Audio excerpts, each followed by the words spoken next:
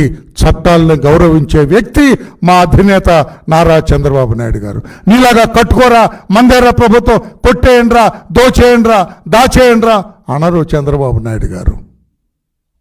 అందుకే మరొక్కసారి మీ అందరికీ నేను తెలియజేస్తున్నా, తెలుగుదేశం పార్టీ కార్యాలయాలు అన్ని జిల్లాల్లో కూడా సక్రమంగా అన్ని అనుమతులతోటే నిర్మించడం అయిందని చెప్పి కూడా తెలియజేస్తున్నా.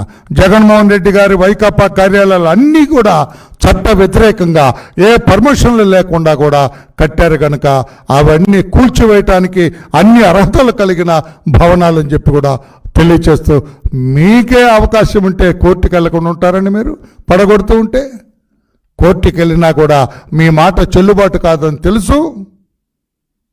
అధికారంలో మనం ఉంటా ఉన్న ఆశతోటి మీరు ఇటువంటి తప్పుడు పనులకు మీరు పూనుకున్నారని చెప్పి కూడా తెలియచేస్తూ, అసలు నేను అడుగుతున్నా, ప్రజావేదికను కూల్చు